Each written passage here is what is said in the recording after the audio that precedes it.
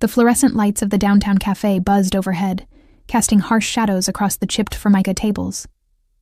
I sat hunched in the corner booth, my hands wrapped around a mug of coffee that had long since gone cold, staring at the murky liquid as if it held answers I desperately needed. The acrid taste of cheap beans still coated my tongue, mixing with the metallic flavor of fear that had become my constant companion. My phone lay face down on the table between my trembling fingers, its screen dark and silent now after the storm of messages that had flooded it an hour ago. 17 missed calls, 32 texts, each one a variation of the same theme. Accusations wrapped in concern, threats disguised as love, manipulation painted as protection. You can't just leave. I know where you are. You're making a mistake. No one else will understand you like I do. The words blurred together in my mind, an endless loop that had played for years, wearing grooves into my sense of self until I barely recognized the woman I'd become. 27 years old, and I felt ancient, hollowed out. A shell of someone who had once dreamed of more than just surviving each day. The bell above the cafe door chimed, and I flinched instinctively, my shoulders drawing up toward my ears in that familiar, protective posture I'd perfected over 3 years of walking on eggshells. My heart hammered against my ribs as I fought the urge to look up, to see if somehow he had found me despite my careful planning, despite the burner phone I'd bought with cash, despite changing my routine completely. But it wasn't him. The man who entered moved with a quiet confidence that seemed to fill the small space, his presence immediately commanding attention without demanding it.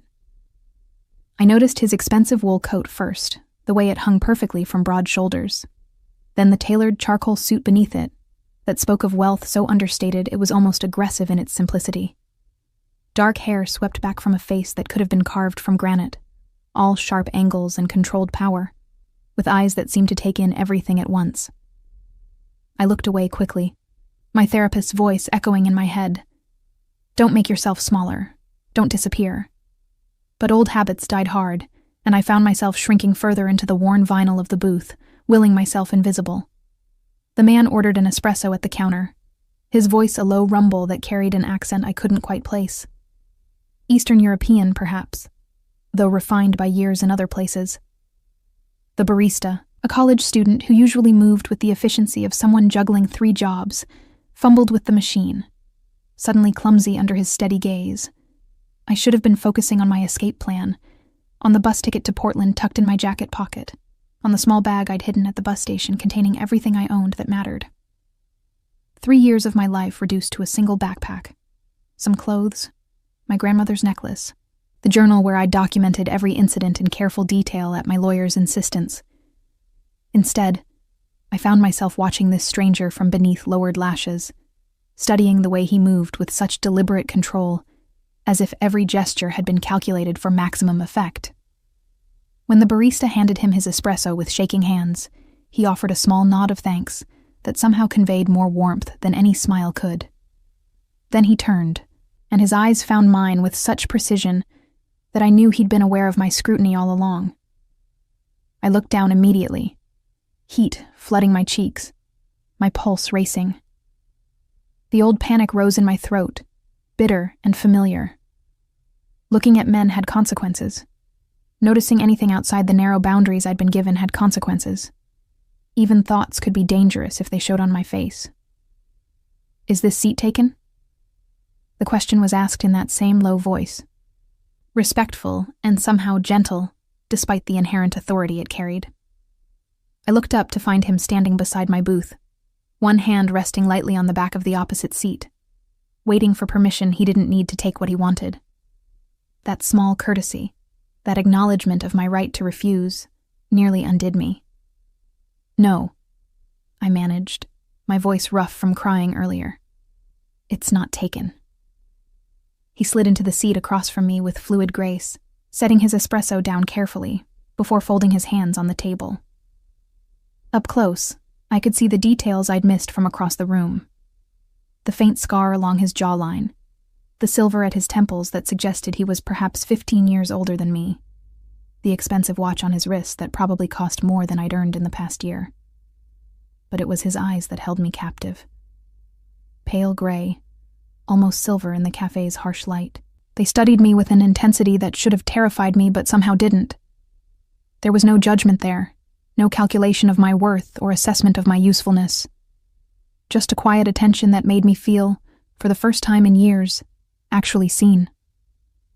"You've been crying," he observed, his tone matter-of-fact rather than pitying. "And you keep looking at the door as if expecting someone unwelcome."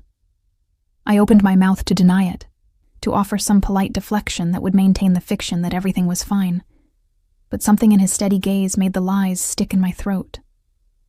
"I'm leaving him," I heard myself say, the words barely above a whisper. "Today. For good this time." The man's expression didn't change, but something shifted in the air between us, a sharpening of focus that reminded me of a predator catching scent of prey. Yet I didn't feel like the target of that focused attention. I felt protected by it. "This time," he repeated softly, catching the implication immediately. "You've tried before." It wasn't a question, but I nodded anyway, my hands tightening around the cold mug until my knuckles went white. "He always finds me, always has some reason why I need to come back, why leaving would be the biggest mistake of my life." My voice cracked on the last words. "He makes me believe him." "That's what they do," the man said quietly. "Men who need to control others. They make you doubt your own reality until you can't trust your own judgment." I stared at him, shocked by his immediate understanding. Most people, when I'd tried to explain what living with emotional abuse was like, had offered platitudes or confusion. "Why don't you just leave?"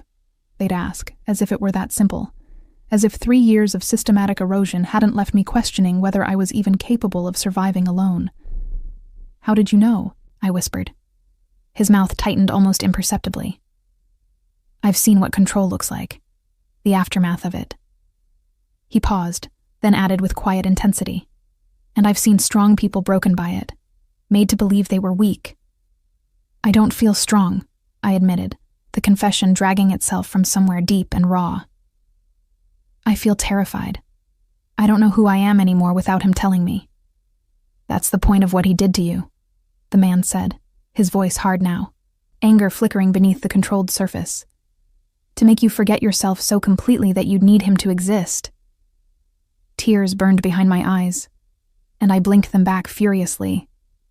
I'd cried enough today, wept into my pillow at the motel where I'd spent last night, sobbed in the shower as I scrubbed away the feeling of invisible chains. I was done crying. "What's your name?"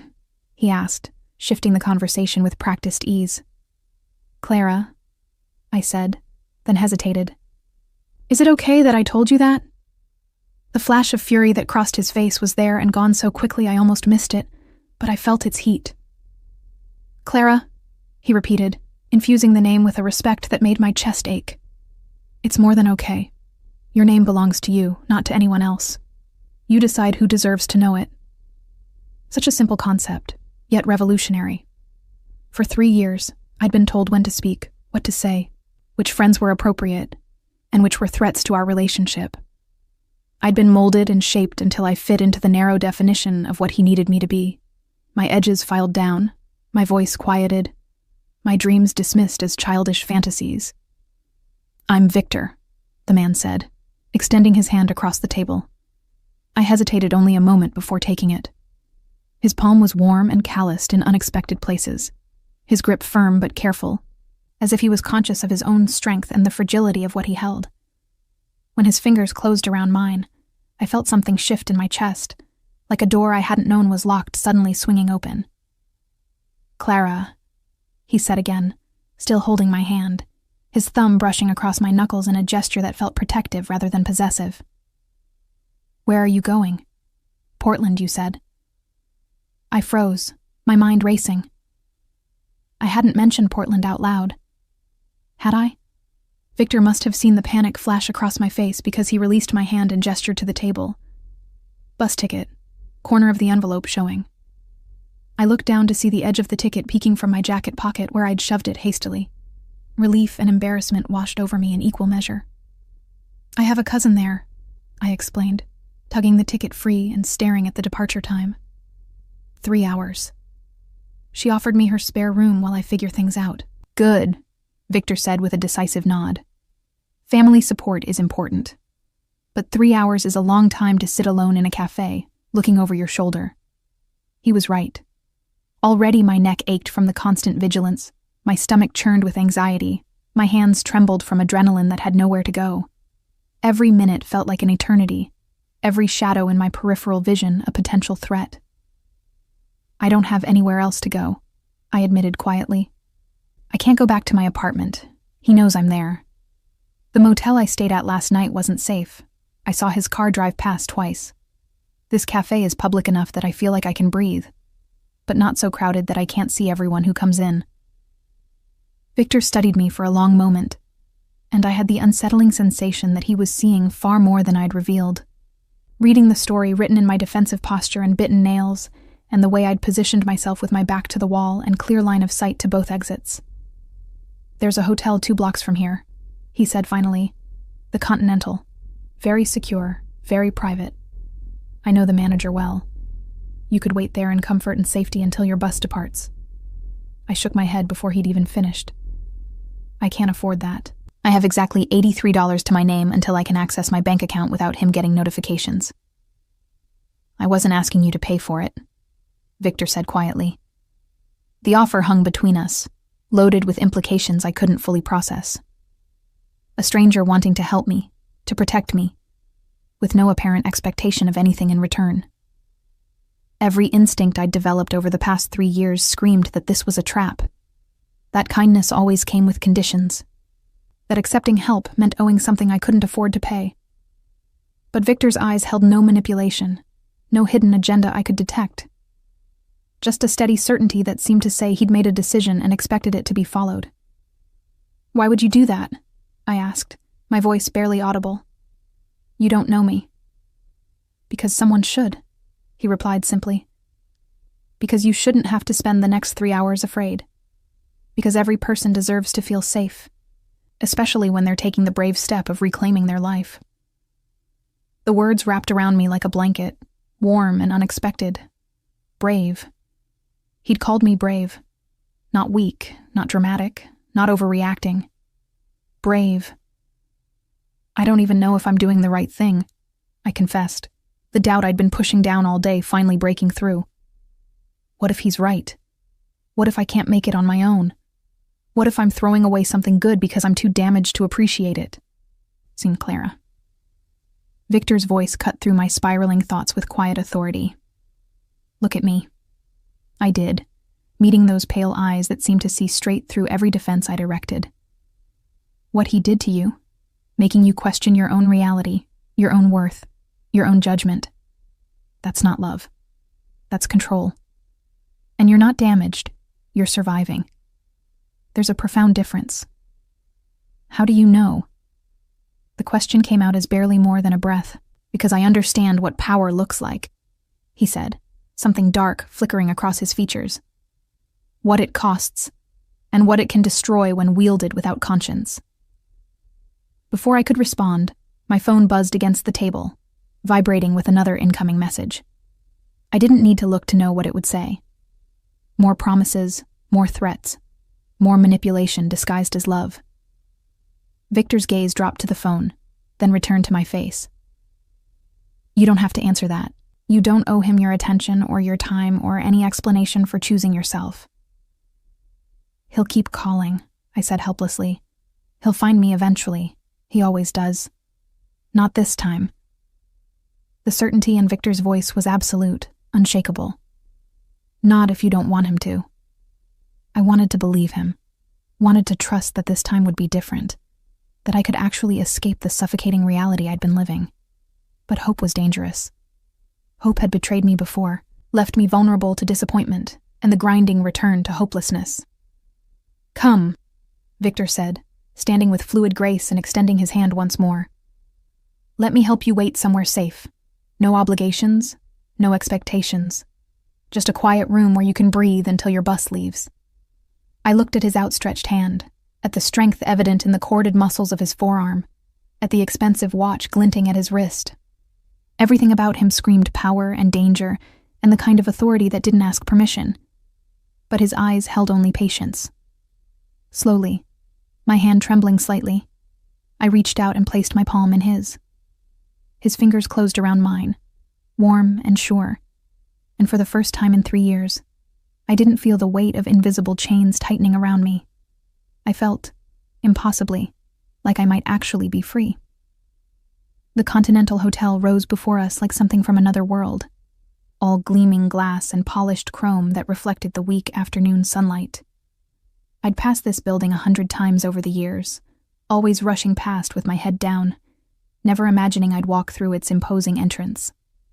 The doorman, an older gentleman in an immaculate uniform, nodded respectfully to Victor and held the door open without question, his gaze sliding past me with the practiced discretion of someone trained to see nothing.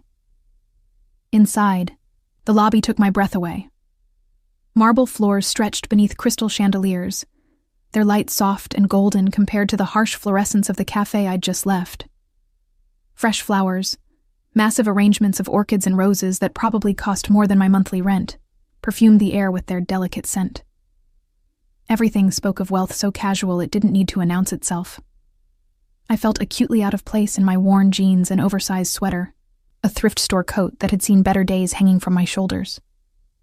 But Victor's hand remained steady at the small of my back, not possessive, just present, guiding me through the opulent space as if I belonged there as much as anyone. The woman behind the reception desk looked up as we approached, her professional smile warming to genuine pleasure when she recognized Victor. "Mr. Volkov, what a pleasant surprise. We weren't expecting you until next week. Change of plans? Natasha," Victor replied, his tone cordial, but with an undercurrent of authority that made her straighten slightly. "I need a suite for my guest. Something quiet, secure. She'll be staying for a few hours only." Natasha's gaze flicked to me with curiosity, but she masked it quickly, her fingers already flying across the keyboard. "Of course. The Riverside suite on the 15th floor is available. Very private, excellent security. Shall I have someone bring up anything specific? Perhaps some refreshments?" "Tea," Victor said, glancing at me for confirmation. I nodded mutely, still trying to process the casual ease with which he'd arranged this. "And something light to eat. She hasn't had lunch." I opened my mouth to protest that he couldn't possibly know that, then closed it again. He was right. The knot in my stomach had prevented me from eating anything since the stale toast I'd forced down at the motel that morning.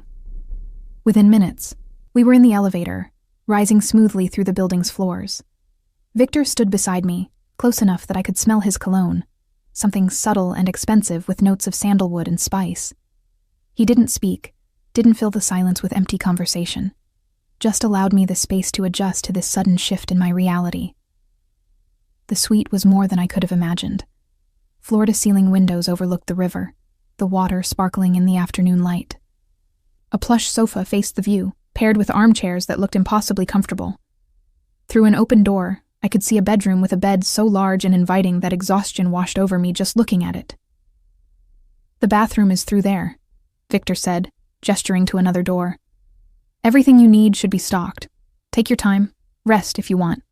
I'll be in the sitting area if you need anything." "You're staying?"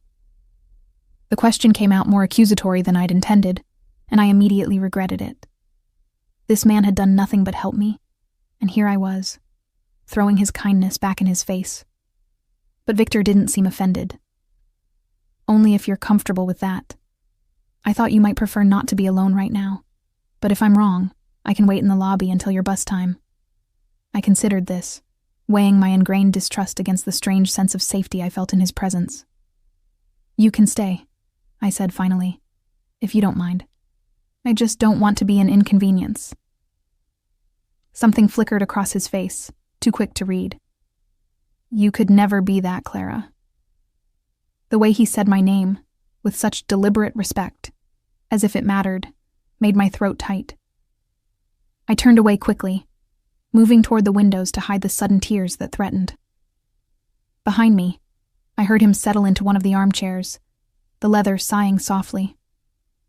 A moment later, there was a discreet knock at the door, and he rose to accept the tea service and covered plates that room service delivered with impressive speed. "Come," he said gently. "You should eat something." I turned to find him arranging the items on the coffee table with careful precision, treating the simple task with the same focused attention he seemed to give everything. The tea set was elegant, simple white porcelain with gold trim. The food was equally understated. Delicate sandwiches cut into triangles, fresh fruit, small pastries that looked like they'd come from a French bakery. I sank onto the edge of the sofa, suddenly aware of how exhausted I was. The adrenaline that had sustained me through the morning was fading, leaving behind a bone-deep weariness that made every movement feel like pushing through water. Victor poured tea into one of the cups with steady hands, adding nothing before passing it to me. "Plain," he said at my questioning look. "Until you tell me otherwise." Another small courtesy, another acknowledgement that my preferences mattered. I wrapped my hands around the warm cup, letting the heat seep into my cold fingers. "How long were you with him?" Victor asked quietly, selecting one of the chairs positioned at an angle to the sofa. Not directly facing me, which would have felt confrontational, but near enough to hear and be heard. 3 years, I said, staring into the amber liquid. We met at a gallery opening. He was charming, attentive, made me feel like I was the only person in the room. I thought I was so lucky. "The beginning is always perfect with men like that," Victor observed. "They have to be. How else would they hook you?" I nodded, taking a small sip of the tea. It was good. Much better than the coffee I'd been nursing all morning. The changes were so gradual at first. He'd suggest I shouldn't wear certain things because they might give men the wrong idea. Then it was that my friends were a bad influence, that they didn't understand our connection. Then I should quit my job because he made enough money for both of us, and wouldn't it be nice if I could focus on making our home perfect? "Isolating you," Victor said, his voice hardening. "Removing your support system and financial independence." I didn't see it happening, I admitted. Or maybe I did, and I told myself it meant he loved me, that he was just protective, that I was special because he cared so much. That's what they want you to believe. I looked up at him, this stranger who understood with such clarity what I'd barely been able to articulate to my therapist. "You sound like you've seen this before." His jaw tightened almost imperceptibly. "I have, too many times. Women, men, it doesn't matter. Controllers all use the same playbook. They find someone strong and systematically break them down until they can't remember what they were before." "Were you?" I asked, then immediately regretted the personal question. "Sorry, that's none of my business." "No," Victor said, his gaze distant. "But someone close to me was. I didn't see it in time to help her." He refocused on me with sudden intensity. Which is why I recognize the signs now. Why I won't ignore them when I see them. The weight of old pain in his voice was unmistakable.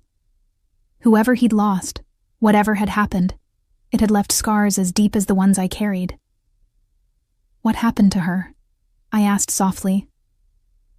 "She believed him when he said she couldn't survive without him," Victor said, his expression controlled but his eyes betraying an old rage. "She stayed, and it destroyed her. By the time I understood what was happening, she was already gone. Not dead," he added quickly at my expression, but so diminished that the person I knew had effectively ceased to exist. "I'm sorry," I whispered. He shook his head sharply. "Don't apologize for what others have done. You carry enough without taking on guilt that isn't yours." We sat in silence for a moment, the weight of shared understanding settling between us. Victor leaned forward, his elbows resting on his knees, his hands clasped loosely between them. "What will you do in Portland?" he asked, deliberately changing the subject. "I don't know," I admitted. "My cousin Sarah offered me a place to stay while I figure things out. I need to find a job, something that pays enough to let me save for my own place eventually. I used to work in graphic design before he convinced me to quit. Maybe I can find something in that field again." "You have skills then," Victor observed. "That's good. It will help you rebuild." "If I can remember how to use them," I said with a bitter laugh. "It's been 3 years.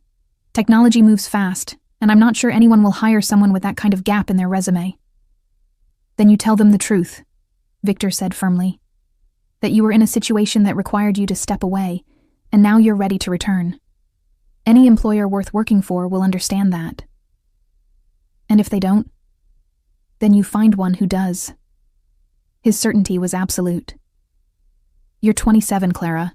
Your whole life is ahead of you. This chapter doesn't define you unless you let it. I wanted to believe him, wanted to trust that I could rebuild, that the woman I'd been before wasn't lost forever beneath the layers of control and manipulation. But doubt was a heavy thing, and it had been my constant companion for too long. My phone buzzed again in my pocket, a persistent reminder of the reality I was trying to leave behind. I pulled it out with shaking hands, saw his name on the screen, and felt my stomach lurch. 37 messages, I said, my voice hollow. He's escalating. May I? Victor extended his hand for the phone. I hesitated, then passed it to him. He scrolled through the messages, his expression growing progressively colder with each one he read. When he finally looked up, there was something dangerous in his eyes, a controlled fury that should have frightened me, but somehow didn't. He's threatening you, Victor said, his voice deadly quiet. Telling you that leaving proves you're unstable, that he'll make sure everyone knows you're mentally ill, that he has evidence of your instability. He probably does, I said, wrapping my arms around myself. I had panic attacks the last year we were together. He'd trigger them on purpose, then document them, saying he was concerned for my mental health. Creating evidence of the problems he caused, Victor said, fury threading through each word. Classic abuser tactic. Build the narrative that you're the problem so no one questions his control. What do I do? The question came out small, defeated. He knows where Sarah lives. He'll follow me there, make my life hell, convince her I'm the one who's unstable. Victor was quiet for a long moment, his gaze distant as he turned something over in his mind. When he finally spoke, his voice carried the weight of a decision made. What if you didn't go to Portland? I stared at him. What? Not immediately, he clarified. What if you took time to establish yourself first? Somewhere he wouldn't think to look for you. Somewhere safe where you could rebuild without constantly looking over your shoulder. I don't have anywhere else, I said helplessly. Sarah's my only option. You have another option now, Victor said, meeting my gaze directly. Me. The offer hung in the air between us, loaded with possibilities I couldn't fully process. This man I'd met hours ago, this stranger who somehow understood everything I'd been through, was offering me what? Protection? A place to stay? I didn't even know what he was suggesting. I don't understand, I managed. Victor set my phone down carefully on the table between us. I have resources, Clara. Properties that sit empty most of the year, security that ensures privacy. I can offer you a safe place to stay while you get back on your feet, somewhere he'll never find you. Why would you do that? The question I'd asked earlier in the cafe echoed back. You don't know me. You have no reason to help me like this. Because I can, he said simply. Because I failed to help someone once, and I won't make that mistake again. Because everyone deserves a chance to reclaim themselves, and you shouldn't have to do it while constantly afraid. I can't pay you, I said, practical concerns overwhelming the surge of desperate hope his offer had sparked. I have nothing to offer in return. I'm not asking for payment, Victor said, a edge of steel entering his voice. This isn't a transaction, Clara. This is one person with resources helping another person who needs them. That's all. It sounded too good to be true. Every instinct I'd developed screamed that there had to be a catch. That kindness always came with conditions. But Victor's gaze held no manipulation, no hidden agenda, just a steady certainty that this was the right thing to do. I need to think, I said, my voice shaking. This is all happening so fast. Of course, Victor agreed immediately. Take your time. Rest here for a while. Clear your head. Your bus doesn't leave for another 2 hours. Whatever you decide, I'll respect it. He rose smoothly from the chair, moving toward the door with that same controlled grace. I'll be in the lobby if you need me. Order anything you want from room service. It's all taken care of. Victor, I called as his hand touched the doorknob. He turned back, waiting. Thank you, For all of this. For seeing me. Something shifted in his expression, a softening that transformed his severe features into something almost vulnerable. You're worth seeing, Clara. Don't ever let anyone convince you otherwise. Then he was gone, the door closing softly behind him, leaving me alone in luxury I'd never imagined, with an offer I couldn't quite believe, and a choice that would determine everything that came next. I moved to the windows, staring out at the river flowing far below, and tried to imagine what freedom might actually feel like. I must have fallen asleep on the impossibly soft sofa because I woke to darkness outside the windows and a gentle knock at the door. Disoriented, I sat up quickly, my heart racing with the familiar panic of not knowing where I was. Then memory returned. The hotel, Victor, the offer that seemed too impossible to be real. Another knock, more insistent this time. Clara? It's Victor. Your bus leaves in 45 minutes. The words jolted me fully awake. I'd slept for over an hour, lost time I couldn't afford. I stumbled to the door, opening it to find Victor standing in the hallway, his expression concerned. I'm sorry, I said, running a hand through my tangled hair. I didn't mean to fall asleep. I should go. I need to get to the station. You should, Victor agreed, but he made no move to leave. If that's what you want. The qualifier hung between us, heavy with implication. If that's what I want. As if I had choices. Real choices, not just the illusion of them. Have you thought about my offer? He asked quietly. I had. The entire time I'd been sleeping, my subconscious had been working through the possibilities, weighing the risks against the potential reward of actually being safe for the first time in years. I don't understand why you're doing this, I said, voicing the fear that had kept me awake before exhaustion claimed me. Nobody helps like this without wanting something in return. Come with me, Victor said, gesturing down the hallway. There's something I want to show you. Every survival instinct I'd developed screamed at me not to follow him, not to go anywhere alone with this man I barely knew. But something stronger overrode those instincts, a bone-deep certainty that whatever else Victor might be, he wasn't a threat to me. We took the elevator down, but instead of stopping at the lobby, Victor pressed the button for the parking garage. When the doors opened, I followed him through the concrete space until we reached a sleek black car that probably cost more than most people's houses. He unlocked it with a soft chirp and opened the passenger door for me. Please, he said, reading my hesitation. Just a short drive. I promise you're safe. I got in, the leather seats conforming to my body with expensive precision. Victor slid into the driver's seat with fluid grace, started the engine with a quiet purr, and pulled out of the garage into the evening traffic. We drove in silence through the city streets, leaving behind the downtown core for residential neighborhoods that grew progressively more upscale. Finally, we turned onto a tree-lined street where massive houses sat behind iron gates, each one more impressive than the last. Victor pulled into the driveway of one such house, pressing a button that made the gates swing open smoothly. The house beyond was beautiful, all stone and glass, with lights glowing warmly from within. This is one of my properties, Victor said, parking near the front entrance. I stay here occasionally when I'm in the city, but mostly it sits empty. Come inside. I followed him to the front door, which he unlocked with a key from his pocket. Inside was even more impressive than the hotel suite had been. High ceilings, hardwood floors, furniture that managed to be both luxurious and comfortable.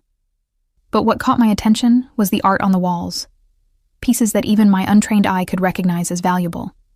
There are 4 bedrooms upstairs, Victor said, leading me through the space, each with its own bathroom. The kitchen is fully stocked. There's a home office with everything you'd need to work on your graphic design, a gym in the basement if you're interested. The security system is state-of-the-art.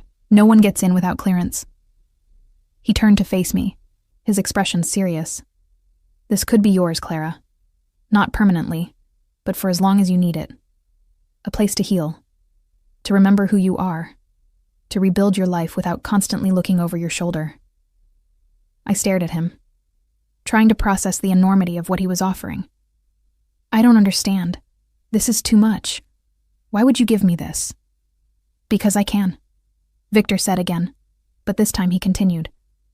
and because I know what it's like to feel trapped, to believe there's no way out. He moved to the windows overlooking a garden I could barely see in the darkness. My sister was in a relationship like yours once. I didn't see it, didn't understand what was happening until it was almost too late. What happened to her?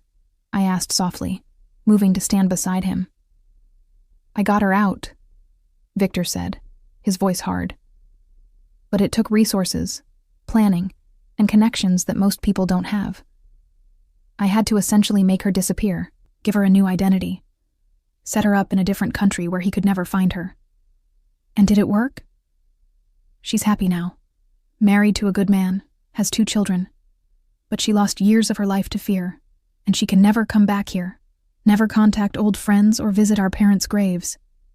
He turned to me, intensity burning in his pale eyes.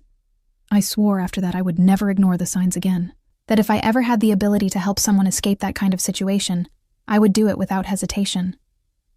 The raw honesty in his voice was unmistakable. This wasn't manipulation or some elaborate scheme. This was a man keeping a promise to himself, trying to save someone because he'd seen what happened when no one did. I'm not a good man, Clara, Victor continued, surprising me with the admission. My business isn't entirely legal, and I've done things I'm not proud of. But I have a code. Women and children are never to be harmed in my world. Never to be used as leverage or collateral damage. And when I see someone being hurt, someone being controlled and diminished, I act. What kind of business? I asked, though part of me didn't want to know the answer. The kind that operates in shadows, he said, not bothering to soften the truth.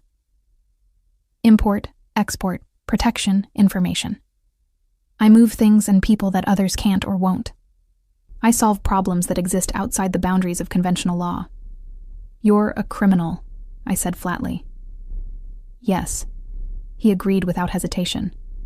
But I'm a criminal with rules, with limits, with some measure of honor in a world that often has none. I should have been afraid. Should have walked away from this man who admitted to operating outside the law. But all I felt was a strange sense of relief that he wasn't pretending to be something he wasn't. Wasn't hiding behind a respectable facade while his true nature lurked beneath. What would you want from me? I asked, the practical question cutting through the emotional haze.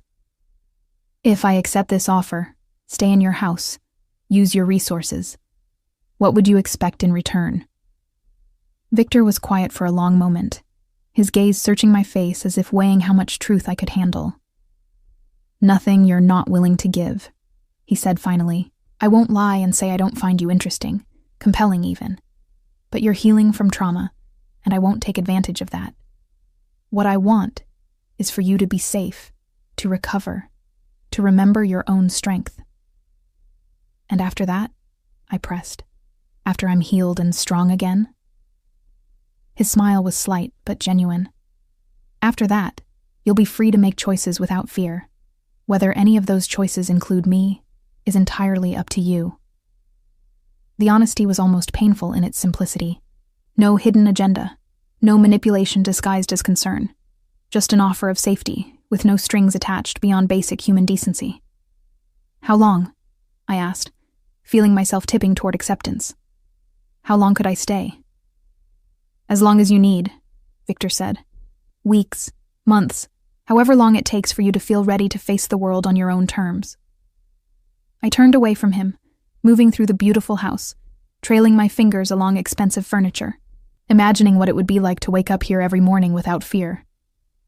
To have time and space to rebuild myself without constantly looking over my shoulder. To actually heal instead of just surviving.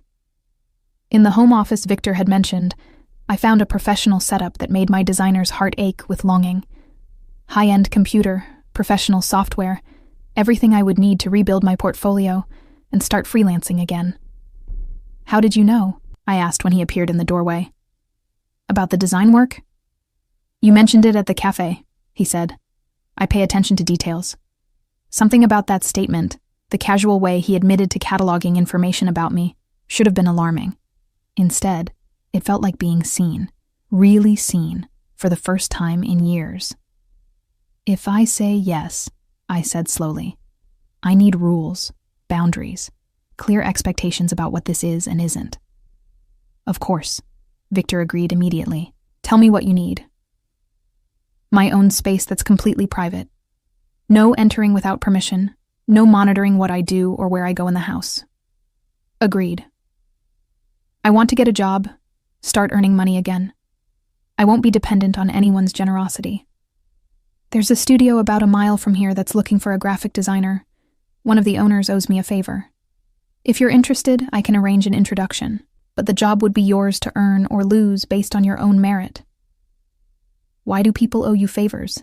I asked, though I suspected I knew the answer. Because I solve problems for them, Victor said with a slight smile. Often expensive, complicated problems that require discretion and resources. So you're like a fixer, among other things. I studied him for a long moment. This dangerous man who was offering me everything I needed, with no apparent expectation of anything in return. Every logical part of my brain screamed that this was too good to be true, that there had to be a catch. But the part of me that had learned to read people through years of survival saw only sincerity in Victor's steady gaze. Okay, I heard myself say. I'll stay. For a while, at least. Until I can afford my own place. Something shifted in Victor's expression. Satisfaction mixed with something deeper that I couldn't quite identify. You won't regret this, Clara. I might, I said honestly. But I'll regret not trying even more. He nodded, understanding the weight of what I was saying. I'll have some things delivered tomorrow. Clothes, toiletries, anything you need. Just make a list. I need to get my stuff from the bus station locker, I said, suddenly remembering. My bag, my laptop, everything I managed to take. We'll go now, Victor said, checking his watch. We have time before the locker room closes. As we drove back through the city, the enormity of what I'd just agreed to began to sink in.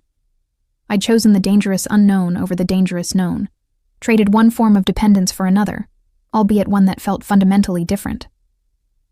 What about him? I asked suddenly. When he realizes I'm not in Portland, when he starts looking for me here, what happens? Victor's hands tightened almost imperceptibly on the steering wheel. He won't find you. I'll make sure of it. How? By being more frightening than he could ever hope to be, Victor said, his voice cold in a way that sent a shiver down my spine. I'll have a conversation with him. Make it clear that you're under my protection now, that any attempt to contact or find you will have consequences he won't enjoy. You'd do that? I whispered. Threaten him for me? I'd do much more than threaten if necessary, Victor said, glancing at me. But it won't come to that. Men like him are cowards at their core. When faced with someone who has real power, they fold. The certainty in his voice should have worried me. Instead, I felt something I hadn't experienced in 3 years. Safe. Not the false safety of being controlled, but the real security of having someone strong enough to stand between me and harm without expecting my diminishment in return. We retrieved my bag from the bus station locker, Victor carrying it to the car despite my protests. As we drove back to the house that would be my sanctuary, I watched the city lights blur past and thought about the strange turn my life had taken. This morning, I'd been planning to flee to Portland, to hide in my cousin's spare room, and hope he wouldn't find me there. Tonight, I was moving into a mansion under the protection of a man who admitted to being a criminal, but who treated me with more respect than anyone had in years. It was madness. It was dangerous. It was probably a terrible decision. But as we pulled through the gates of the house that would shelter me while I rebuilt myself, I felt something unfurl in my chest that I'd thought was dead. Hope.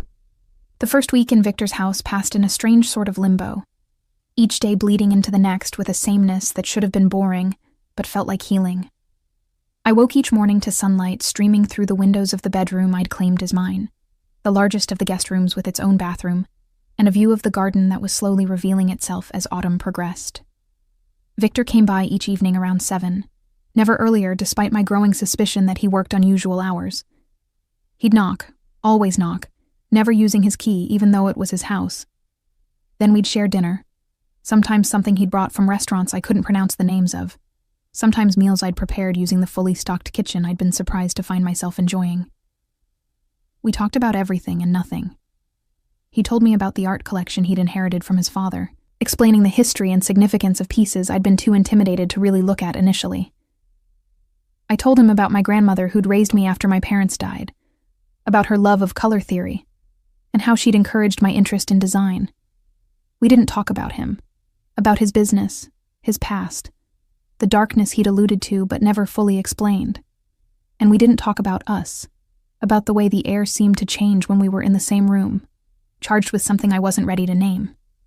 It was the beginning of the second week when everything shifted.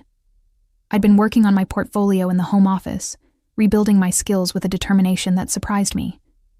The studio Victor had mentioned, Design Collective, had indeed called to set up an interview for the following week.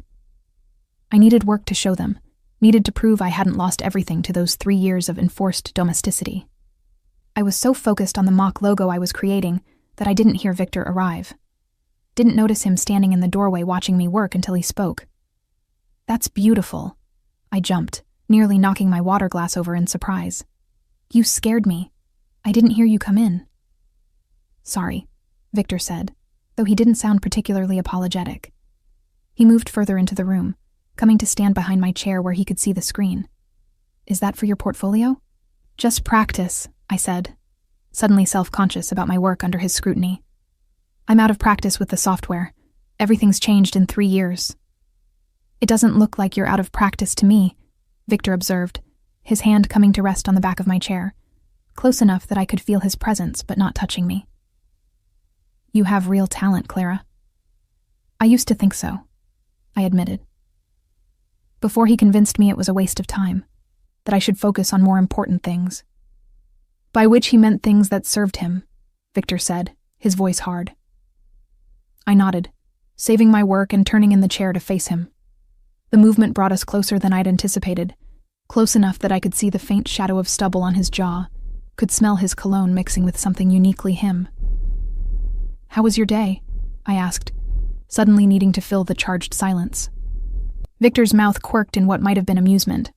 "Complicated. I had a meeting with someone who owed me money. He's been avoiding payment for 2 months." "Did you get your money?" I asked, then added, "Should I be asking these questions?" "You can ask me anything," Victor said, his gaze holding mine. "And yes, I got my money. People tend to remember their debts when reminded properly." I should have been disturbed by the implication in that statement, but I found myself curious instead. "What kind of reminding?" "The kind that makes it clear the consequences of continued avoidance would be far more expensive than simply paying what's owed," Victor said. "I'm very good at explaining cost-benefit analyses." Despite myself, I smiled at the dry humor in his voice. "I bet you are." He smiled back, a real smile that transformed his severe features into something almost boyish. "Are you hungry? I brought Chinese food. The good kind, not the takeout place on the corner." We ate at the kitchen island, sharing cartons of food while Victor told me about the restaurant he'd sourced it from, a place hidden in Chinatown that only locals knew about.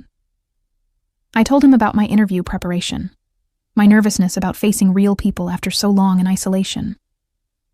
"You'll do beautifully," Victor said with such certainty that I almost believed him. "You're talented, articulate, and you have a work ethic that impresses me. Any company would be lucky to have you." "You barely know my work ethic," I protested. "You see me for a few hours each evening. For all you know, I sleep until noon and watch television the rest of the day." "Do you?" he asked, one eyebrow raised. "No," I admitted. "I've been working 8-hour days on my portfolio, going through tutorials, relearning everything I forgot." "Because you're determined to rebuild yourself," Victor said. "That's not something everyone has. The ability to look at what was broken and decide to fix it rather than accepting the damage." "I had a good teacher," I said softly, holding his gaze. "Someone who showed me I was worth fixing." Something intense flashed in Victor's eyes, there and gone so quickly I almost missed it. "Clara," he said, his voice rough, then seemed to think better of whatever he'd been about to say. "What?" I prompted, my heart suddenly racing. He stood abruptly, moving to the sink with his empty carton, his back to me. "Nothing. It's not the time." "For what?" I pressed, standing as well and moving closer despite the warning bells in my head. "Victor, what were you going to say?" He turned, and I caught my breath at the intensity in his expression. "I was going to say that it's becoming very difficult to maintain proper boundaries with you. That every evening when I leave here, it gets harder to walk out that door. That I find myself thinking about you at entirely inappropriate times during the day." The confession hung between us, raw and honest. I should have stepped back, should have reminded him that I was still healing, still figuring out who I was outside of someone else's control. But instead, I moved closer. "What if I think about you too?" I whispered. "What if I'm tired of proper boundaries?" "Then I'd tell you that you're still recovering," Victor said, though his eyes betrayed how much the admission affected him. "That you need time to heal before making decisions about what you want from me or from anyone." "What if I don't want time?" I asked, surprising myself with my boldness. "What if I want this? Whatever this is between us?" "Clara." My name was half warning, half plea. "You need to be sure. I'm not a good man. You deserve someone who can give you the normal life you should have had." "I don't want normal," I said, closing the remaining distance between us until I could feel the heat radiating from his body. "Normal got me controlled and diminished and afraid. You make me feel strong. You make me feel seen." His hand came up, cupping my face with a gentleness that seemed at odds with everything I knew about him. "You are strong. You were strong before me. You'll be strong after me. I'm just the mirror showing you what was always there." "Stop being noble," I said, leaning into his touch. "Stop protecting me from what I want." "And what do you want?" Victor asked, his voice dropping to something deeper, more dangerous. "This," I breathed, and closed the final gap between us. The kiss was gentle at first, tentative, giving me every opportunity to pull away. But I didn't want gentle, didn't want careful. I wanted the intensity I'd seen flashing in his eyes, the passion he kept so carefully controlled. I deepened the kiss, my hands fisting in his shirt, pulling him closer. Victor made a sound low in his throat, and then his control snapped. His arm came around my waist, pulling me against him as his other hand threaded through my hair. The kiss turned hungry, consuming, 3 weeks of tension finally finding release. When we finally broke apart, both breathing hard, Victor rested his forehead against mine. "This is a terrible idea," he said, but his arms didn't loosen their hold. "Probably," I agreed. "I seem to be making a lot of those lately." He laughed, the sound surprising and genuine. "Clara Summers, what am I going to do with you?" "Keep me," I said, the words out before I could think better of them. "Just keep me safe and let me be strong." His eyes darkened. "Always," he promised, and kissed me again, sealing the word between us like a vow. The interview at Design Collective went better than I dared hope. The owner, Marcus, was an energetic man in his 50s who reminded me of my grandmother with his passion for color theory and his tendency to talk with his hands. He looked at my portfolio with genuine interest, asked insightful questions about my process, and offered me a position before I'd even left the building. "Part-time to start," he explained, "just 20 hours a week to see how I fit with their team. But with the possibility of full-time if things worked out." The pay was fair, the work interesting, and the flexibility meant I could continue rebuilding myself without the pressure of immediately supporting myself entirely. I called Victor the moment I left the building, unable to contain my excitement. "He offered me the job," I said when he answered. "Marcus, the owner, he actually looked at my work and said I had a fresh perspective." "Of course he did," Victor replied, and I could hear the smile in his voice. "I told you that you were talented." "I start Monday," I continued, pacing on the sidewalk outside the studio. 3 days a week, 8 hours each. It's perfect for getting back into things." "We should celebrate," Victor said. "Dinner somewhere nice. What do you think?" "I think that sounds wonderful," I said, warmth spreading through my chest at the easy way he included himself in my victories. That night, Victor took me to a restaurant I'd only read about in magazines, the kind of place where reservations were booked months in advance, and the dress code was strictly enforced. He'd sent a car for me in the afternoon with several shopping bags, each containing dresses more beautiful than anything I'd owned before. I'd chosen a deep emerald silk that brought out the gold flecks in my eyes, paired with heels that made me tall enough to almost meet Victor's gaze straight on. When he'd arrived to pick me up, the look in his eyes had made me feel more beautiful than any mirror ever could. The restaurant was everything I'd imagined, elegant and intimate with soft lighting that made everyone look like they were lit for a movie. But it was the way Victor looked at me across the table, his attention focused entirely on me despite the world-class food and wine, that made the evening magical. "To new beginnings," he said, raising his glass in a toast. "To safety," I countered, clinking my glass against his. "And to people who see strength where others saw only weakness." We talked through multiple courses, the conversation flowing easily between serious topics and light banter. Victor told me about growing up in Russia, about immigrating to the States as a teenager, with nothing but his father's connections and his own determination. I told him about my grandmother's influence on my life, about her death 3 years ago, and how I'd met him less than a month later, vulnerable and grieving. "He found you when you were at your weakest," Victor observed, his expression darkening. "That's not coincidence. Men like that have radar for vulnerability." "I know that now," I said, "but at the time I just thought I was lucky someone wanted me." "You were always worth wanting," Victor said firmly. His ability to see that didn't make you lucky. It made him opportunistic. I reached across the table, covering his hand with mine. "Can we not talk about him tonight? I want this evening to be about moving forward, not looking back." Victor turned his hand under mine, lacing our fingers together. "You're right. Tonight is about celebrating how far you've come." As the evening wore on and the restaurant slowly emptied, neither of us seemed ready to let the night end. When Victor finally paid the check, over my protests about wanting to contribute, he suggested a walk despite the late hour. We strolled through the city streets, my hand tucked into the crook of his arm, talking about everything and nothing. He pointed out buildings he owned or had interests in, told me stories about the city's history that made even familiar corners feel new and interesting. It was past midnight when we finally returned to his car, the city quiet except for the occasional taxi and the distant sound of nightlife from the club district. Victor opened my door, but before I could slide in, he caught my hand. "Clara," he said, his voice serious, "there's something I need to tell you." My heart stuttered, old fears rising instantly. "What is it?" "He's been asking questions," Victor said carefully. "Trying to find you. He's hired a private investigator, filed a missing person report claiming you're mentally unstable and in danger." Ice flooded my veins. "He knows I'm not in Portland." "He knows you never arrived in Portland," Victor corrected. "But he doesn't know where you are, and he won't find you. I've made sure of it." "How?" I asked, needing to understand. Victor's expression hardened.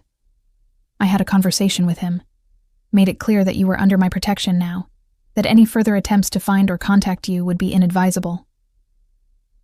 "What kind of conversation?" I pressed, though part of me didn't want to know. "The kind that makes men like him reconsider their priorities," Victor said, his voice cold in a way I'd never heard before. "He won't bother you again, Clara. I promise you that." I should have been frightened by the implications in his tone, by the casual way he discussed threatening someone. Instead, I felt only relief that someone finally had the power and will to make my tormentor back down. "Thank you," I whispered, understanding what he'd done, what he'd risked for me. Victor cupped my face in his hands, his touch gentle despite the hardness still lingering in his eyes. "I told you that you're under my protection. I meant it absolutely. No one hurts what's mine." The possessiveness in his words should have alarmed me, should have triggered all the warnings I'd learned about controlling men. But Victor's claim felt fundamentally different from the ownership I'd escaped. This wasn't about diminishing me or controlling my choices. This was about standing between me and harm with the full force of his considerable power. "Yours," I repeated softly, testing the word on my tongue. "Am I yours, Victor?" "Only if you choose to be," he said, his thumbs stroking my cheekbones. "Always your choice, Clara. Always." I rose on my toes, pressing my lips to his in answer. The kiss quickly deepened, weeks of building tension finally finding full release. When we broke apart, both breathing hard, Victor rested his forehead against mine. "Come home with me tonight," he said, his voice rough. "Not to the guest house, to my home. Let me show you how someone should be cherished." My heart raced, desire warring with caution. I'm not sure I'm ready for everything that implies. "Then we do only what you're comfortable with," Victor said immediately. "I just want you close. Want to hold you while you sleep and wake up knowing you're safe." The sincerity in his voice, the way he offered intimacy without demanding sex, made my decision easy. "Okay," I whispered. "Take me home." His home was a penthouse in the financial district, all glass and steel and breathtaking views of the city. But it was the way he guided me through the space, showing me where everything was, making sure I felt comfortable, that made it feel like home rather than just an expensive property. We changed separately, giving each other privacy, despite the growing intimacy between us.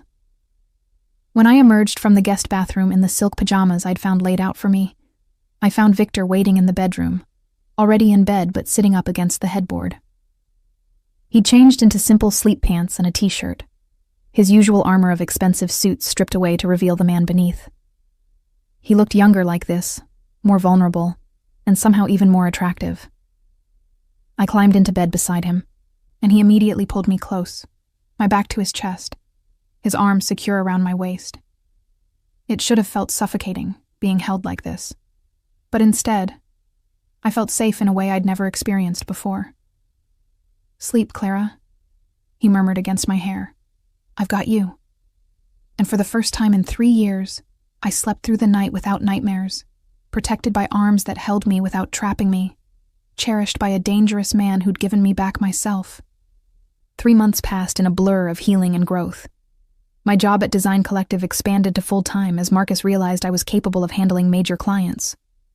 My portfolio grew, my confidence returned, and slowly, painfully, I began to recognize the woman looking back at me from mirrors. Victor was there through all of it, a steady presence that never demanded but always offered. We fell into a rhythm that felt natural, spending most nights together, but maintaining our separate spaces when needed.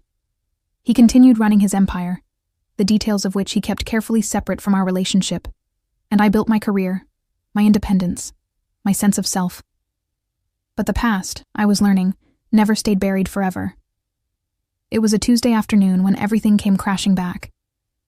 I was leaving work, laughing at something my colleague Jen had said, when I saw him standing across the street. 3 months should have changed him, should have made him less recognizable. But I would have known him anywhere. That particular posture of coiled tension, the way his eyes tracked my movements with obsessive focus. Terror seized me, freezing me in place on the sidewalk. He saw my reaction, smiled that smile I'd once found charming, and now recognized as predatory, and started across the street toward me. "Clara?" he called, his voice carrying that familiar tone of hurt confusion. "Clara, please, we need to talk." But I was already moving, years of survival instinct overriding rational thought. I ran back into the building, my hands shaking so badly I could barely get my phone out to call Victor. He answered on the first ring. "Clara, what's wrong?" "He's here," I managed, my voice breaking. "Outside my work. Victor, he found me." "I'm 5 minutes away," Victor said, his voice dropping into something cold and deadly. "Stay inside. Don't go out for any reason. I'm calling my security now." The next 5 minutes stretched into eternity. I watched through the window as he paced outside, occasionally looking up at the building, his expression cycling between hurt and anger. Jen stood beside me, her hand on my shoulder, having immediately understood that something was very wrong. Then Victor arrived, and everything changed. His car pulled up with the kind of aggressive precision that made pedestrians scatter. He emerged with 2 of his security personnel, men I'd seen occasionally at his penthouse but never really registered. In their dark suits with their cold expressions, they looked like exactly what they were, dangerous men who solved dangerous problems. Victor crossed the street with controlled fury, each step deliberate and threatening. I couldn't hear what he said through the glass, but I saw my ex's expression change from confident to uncertain to afraid as Victor moved into his personal space. The conversation was brief. Victor spoke, my ex tried to respond, then Victor said something else that made the color drain from his face. One of the security men handed him something, papers of some kind, and then Victor gestured sharply toward the street. My ex looked up at the building one more time, his gaze finding mine through the window. But whatever he saw in my expression, standing there with my colleagues around me, with Victor's protection evident, made him finally understand. I wasn't his anymore. I never would be again. He left, walking quickly away with his shoulders hunched, a man defeated and diminished. Victor watched him go, then turned and strode into the building. I met him at the elevator, throwing myself into his arms the moment the doors closed. He held me tightly, one hand cradling the back of my head, murmuring soothing words in Russian that I didn't understand but felt in my bones. "He won't come back," Victor said when I'd finally stopped shaking. "I've made it very clear what the consequences would be. And the papers my men gave him were a restraining order that's already been filed. If he comes within 500 feet of you, he'll be arrested." "How did he find me?" I asked, pulling back to look at Victor's face. "He got lucky," Victor admitted, his jaw tight with anger at himself. "Hired a better investigator than I gave him credit for. It's my fault. I should have been more careful." "It's not your fault," I said firmly. "It's his for not being able to let go." But Victor, he looked scared. "What did you say to him?" Something dark flashed in Victor's eyes. "I told him exactly what would happen if he ever tried to contact you again. In very specific, very graphic detail. Men like him understand only one language, Clara. Fear. And I made sure he was very, very afraid. I should have been disturbed by the casual violence in his tone. Instead, I felt only gratitude that someone finally had the power to make my tormentor understand what no was really meant. That evening, Victor took me back to his penthouse rather than my house. I didn't argue, needing the security of his presence after the afternoon's events. We ordered takeout but barely ate it, both of us too wired with residual adrenaline. "I should have prevented this," Victor said for the third time, pacing across the living room. "Should have anticipated he'd eventually find you." "Stop," I said, standing and moving to intercept his path. "You're not responsible for his actions. You've done nothing but protect me. Give me space to heal. Help me rebuild myself. Don't take blame for someone else's obsession." Victor stopped, his hands coming up to frame my face. "You're the most precious thing in my life, Clara. The thought of him getting near you, hurting you again." "He didn't," I interrupted. "Because you were there. Because you've always been there when I needed you." "I love you," Victor said, the words fierce and unexpected. "I know it's too soon. I know I shouldn't say it. But I love you, Clara. Not your gratitude, not your dependence. You, the strong, talented, beautiful woman you've always been." Tears filled my eyes, but for once they were tears of joy rather than pain. "I love you too," I whispered. "You gave me back myself, Victor. You made me remember I was worth saving." "You were always worth saving," he said, his voice rough with emotion. "I just had the privilege of being there while you saved yourself." The kiss that followed was different from all our previous ones, deeper, more meaningful. This wasn't just desire or comfort, or the heat of the moment. This was a claiming on both sides, a choice made with full knowledge and consent. When we finally broke apart, Victor's expression was serious. "I need you to understand something, Clara. My life, my business, it comes with risks, with dangers I can usually control but not always. If you choose this, choose me. You're accepting that reality." "I know what you are," I said steadily. "What you do. And I'm choosing it anyway. Choosing you. Because the danger of loving you is nothing compared to the danger of living without you." "You're sure?" he said, needing the confirmation. "Because once you're mine completely, once we cross this line, I won't be able to let you go." "I don't want you to let me go," I said, rising on my toes to kiss him again. "I want you to keep me, to hold me, to love me the way you've been showing me love should be, without control, without diminishment, without fear." "Always," Victor promised, lifting me into his arms and carrying me toward the bedroom. For as long as you'll have me. As he laid me on the bed with such tenderness it made my heart ache, I realized that this was what freedom actually felt like. Not running away from danger, but choosing what risks to take and with whom. Not avoiding all control, but trusting someone strong enough to protect without possessing. Victor had given me back myself, taught me the difference between ownership and devotion, shown me that strength could be gentle and power could be kind. Whatever dangers came with loving a man who operated in shadows, they were worth it for the way he made me feel seen, valued, cherished. We made love slowly, carefully, Victor attentive to every response, every hesitation, making sure I was comfortable and willing. And when we finally came together, it felt like coming home to a place I'd never been, but had always been searching for. Afterward, wrapped in his arms with his heart beating steady beneath my ear, I thought about how far I'd come. From that broken woman crying in a cafe to someone strong enough to stand beside a powerful man without losing herself. From controlled and diminished to free and flourishing. "What are you thinking?" Victor murmured, his fingers tracing lazy patterns on my spine. "That I'm grateful," I said, "for everything. For you seeing me when I'd forgotten how to be seen. For giving me space to heal and protection while I did it. For loving the woman I am instead of trying to make me something else." "You're easy to love," Victor said, pressing a kiss to the top of my head. "Strong and brave and beautiful. My Clara, who survived hell and came out the other side herself again." "You're Clara," I repeated, testing the words I'd once feared. But in Victor's voice, with Victor's arms around me, they didn't feel like chains. They felt like wings. Outside the windows, the city glittered in the darkness, full of dangers and possibilities in equal measure. Somewhere out there, my past still existed, but it no longer had power over me. I'd faced my fear this afternoon and survived it, stronger for Victor's presence, but strong in my own right too. Tomorrow I'd go back to work, continue building my career and my independence.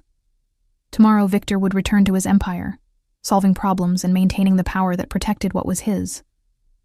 But tonight, we had this moment of perfect peace, two people who'd found each other in the darkness and chosen to walk into the light together.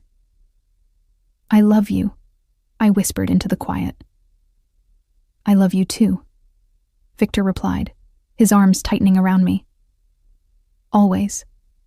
And for the first time in years, I believed in always again.